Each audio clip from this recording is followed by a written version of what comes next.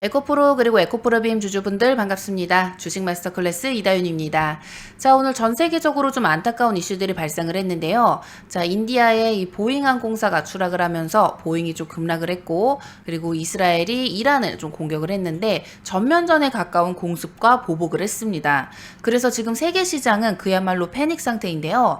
이 여파로 미국 나스닥 선물이 급락을 했고, 우리 시장도 급락을 하고, 또 특히 2차 전지 업종까지 좀 번졌습니다. 자, 에코프로와 에코프로 BM까지 왜 하락세를 탔는지 지금부터 그 이유와 앞으로의 전략까지 꼭 필요한 인사이트에 대해서 좀 말씀드리도록 하겠습니다. 자, 본론으로 들어가기 전에 아직 구독 안 눌러주신 분들 일단 구독을 해주시면 제가 꾸준하게 여러분들께 돈 되는 정보들 알려드릴 테니까요. 꼭 구독과 좋아요 한 번씩 부탁드리도록 하겠습니다. 자, 오늘 새벽에 이스라엘이 라이징 라이온 작전이라는 이름으로 이란의 핵시설과 군사 지도부를 기습 공격을 했습니다.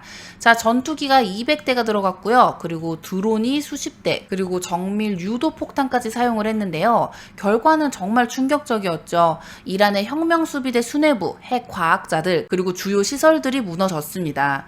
자, 그런데 이란도 가만히 있지 않았어요. 이 100대 이상의 드론으로 즉각 보복을 했지만 대부분 요격당했습니다. 자, 지금 분위기를 좀 정확하게 말하자면 전면전 직전에 있는데요. 하지만 여기서 좀 중요한 포인트가 하나 있습니다. 바로 이 확전 가능성은 좀 낮다라는 분석이 나오고 있다는 점입니다. 자, 왜일까요? 자, 첫 번째로는 미국이 중재에 들어갔습니다. 자, 이번 작전을 미국도 사전에 좀 알고 있었다라고 해요. 그래서 그 공격에 대해서 사전부터 좀 반대 입장을 좀 표명을 했고 이스라엘에게 자제 요청을 한 상황입니다. 자, 그리고 두 번째로는 이란의 대응이 좀 제한적이에요. 자, 드론은 날렸지만 미사일이나 지상 병력은 아직 없습니다. 자, 이거는 우리도 맞았지만 확전은 원치 않는다라는 신호로 해석이 되고 있어요. 자, 그리고 세 번째로는 이 경제 때문입니다. 자, 이란은 지금 물가 폭등에 내부 시위까지 겹쳐서 장기전으로 갈 체력이 없어요. 자, 이스라엘도 국내 정치적으로 좀 위태로운 상황이죠. 결론적으로 긴장은 극에 달했지만 전면전은 아닐 가능성이 높다. 시장도 바로 그 점을 보고 있습니다. 자, 그런데 오늘 불가피하게도 코스피, 코스닥이 동반 하락을 했죠. 특히 2차 전지 그리고 전기차 관련주는 유독 큰 낙폭을 보였는데요. 여기에도 세 가지 핵심 이유가 있습니다. 자, 첫 번째로는 유가 급등 우려인데요. 자, 이번처럼 중동 지역에서 무력 충돌이 터지면 시장에서는 혹시 산유국들이 공급을 줄이는 거 아닌가? 이런 불안이 좀 확산이 되거든요. 자, 이번에 이스라엘 이란 충돌 직후에도 실제 이 WTI 기준 유가가 10%나 급등을 했습니다. 자, 그럼 이게 왜 2차 전지의 악재이냐? 바로 이 배터리 제조의 원가 때문입니다. 자, 배터리 생산에는 이 전기도 많이 들어가고요. 뭐 금속 운송비, 그리고 공장 가동비, 에너지 비용이 크게 영향을 줘요. 이 유가가 올라가면 이런 간접 비용들이 줄줄이 오르면서 원가 부담이 확 올라가게 되는 겁니다. 자, 그리고 환율 리스크가 있죠. 자, 전쟁이 터지면 사람들은 안전자산을 찾습니다. 가장 대표적인 게 달러죠. 환율이 오르면 우리나라 같은 수출 기업들에게는 이중적인 부담이 생기는데 수출로는 이득을 볼 수 있지만 이 원자재 수입 단가가 오르고 특히나 국제 거래를 많이 하는 기업들, 뭐 예를 들어서 배터리 셀, 그리고 뭐 소재, 그리고 장비 업체들은 부담이 더 커질 수밖에 없어요. 그리고 더 중요한 건 이런 환율 불안은 외국인 투자자들 입장에서 리스크로 작용을 해서 한국 시장에서 빠져나가려는 움직임도 나올 수 있다라는 거죠. 자, 그렇게 되면 글로벌 경기는 불확실성 그 자체가 되고 전기차 수요가 둔화될 우려가 있습니다.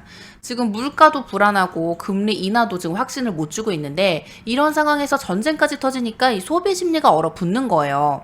특히 미국에서는 최근에 이 트럼프 대통령이 전기차 의무 판매 규제를 좀 완화를 하겠다라고 밝히면서 시장에 또 한 번 충격이 왔습니다.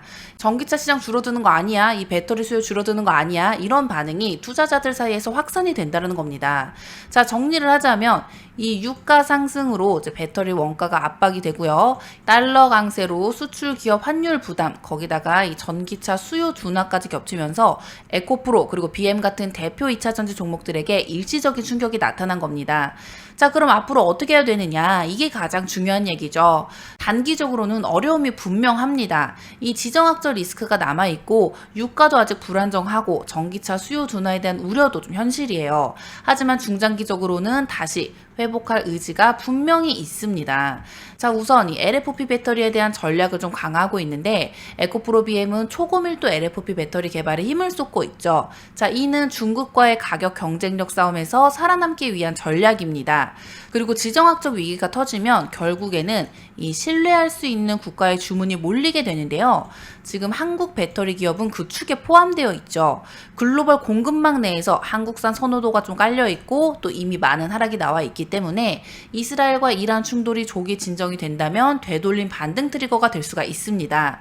이 전쟁이라는 건 희생이 따르고 그 속에 수많은 사람들의 삶이 무너져 내리기 때문에 언제 들어도 마음이 무겁고 아픕니다. 하지만 우리가 투자자로서 좀 기억을 해야 되는 건 지나가는 공포에 흔들리지 않고 좀 앞을 내다보는 태도예요.